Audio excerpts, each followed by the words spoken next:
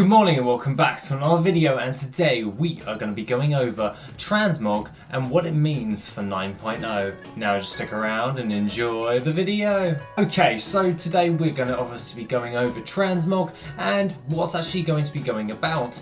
Of course, I want to get one thing cleared up with the artifacts being able to be transmoggable, because that is just news that came within the pre-patch, and I just wanted to leave that in right now because basically, if you couldn't actually use it when it came to the other artifacts, then now you can. So it's pretty cool. So definitely well worth checking out.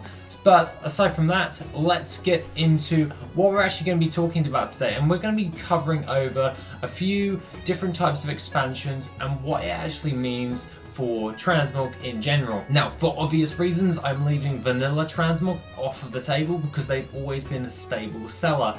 Overall, if you're basically getting into Transmog, vanilla is probably your way to go to get into that market in order to just get yourself well acquainted with Transmog overall.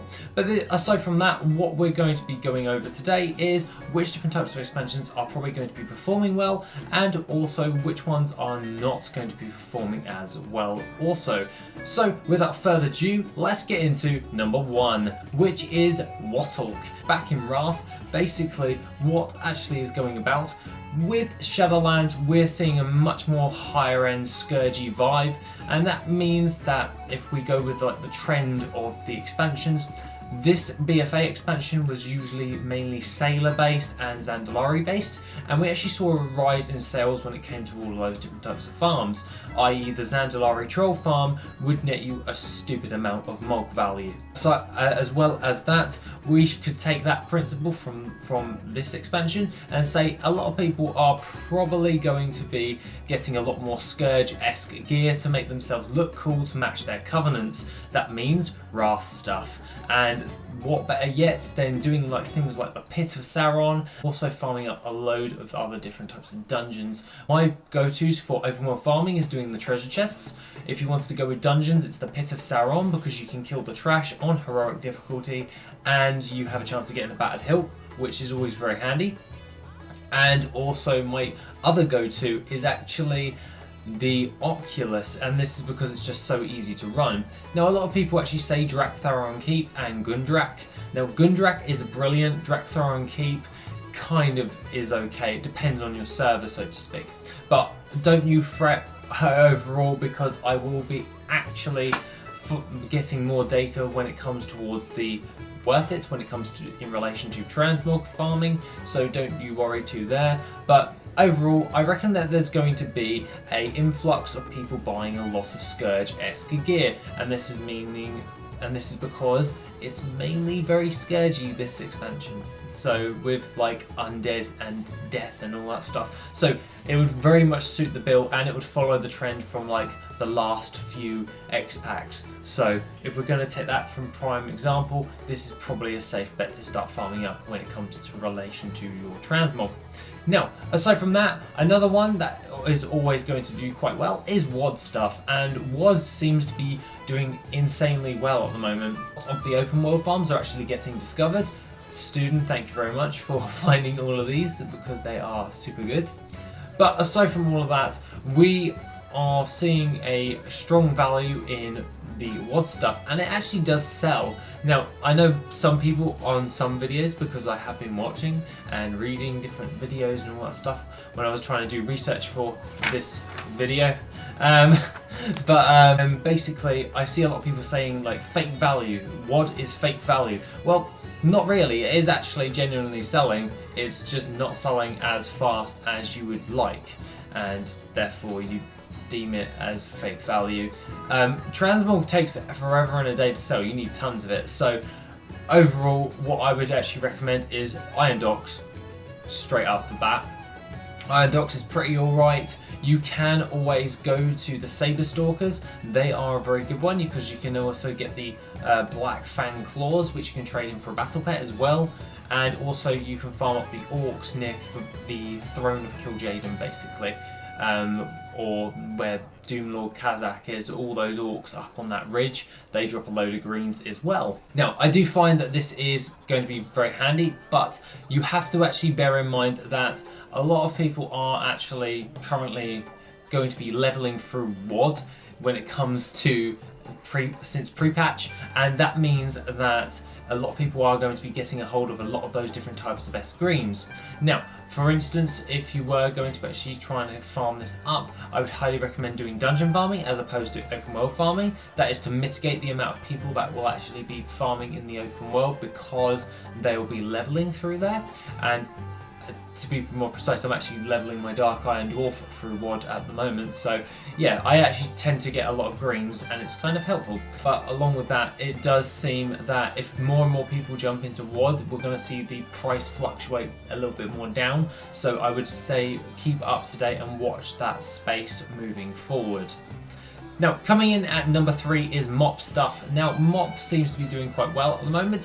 When it comes to like the Zandalari stuff, through BFA, it was actually pretty good, and that actually brought in regular income, well, regular gold, for instance, overall. And I found that one to be very, very helpful in the grand scheme of things. The thing that might actually taper off with this is that Zandalari stuff is kind of not going to be that much wanted anymore, because we're in a new X pack that's all death themed, and the only thing that I can really think of that would actually go well with this is like the Mogu-esque stuff, and that's even at a push.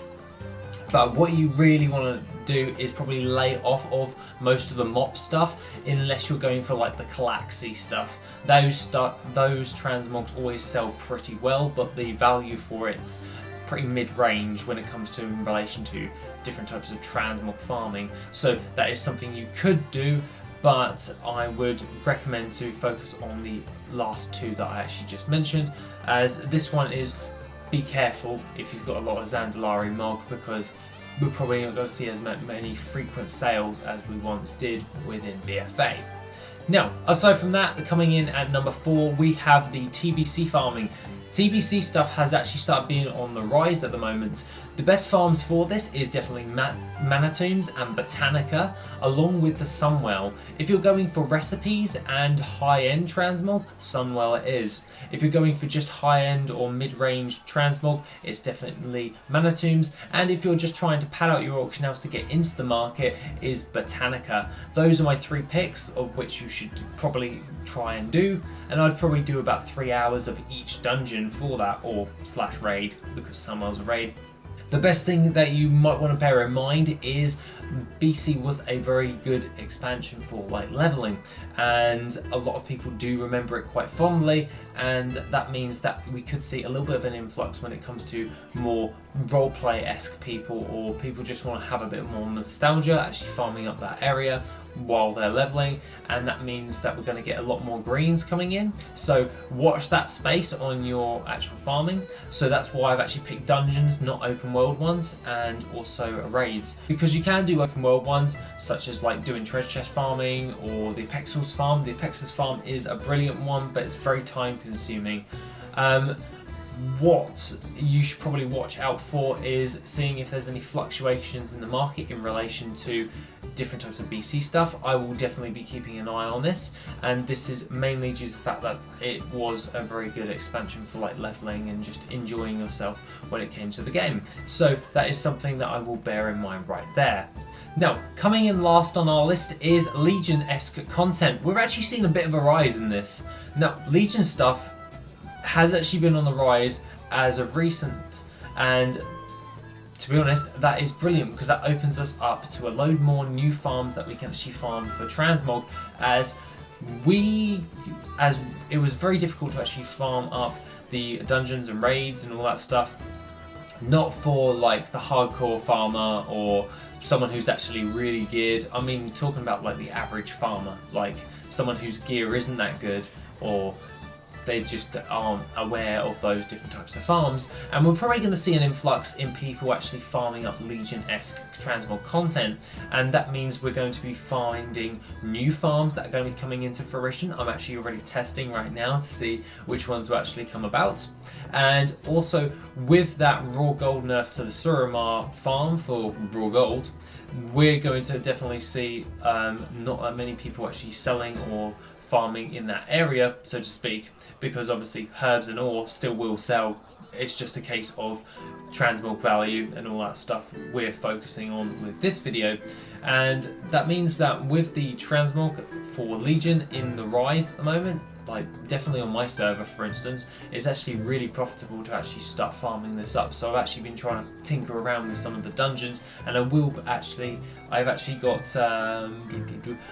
got 2 dungeons already at the moment for videos to actually do on for great transmog farms. So that is something that I'm looking forward to doing on later on in the upcoming weeks or so.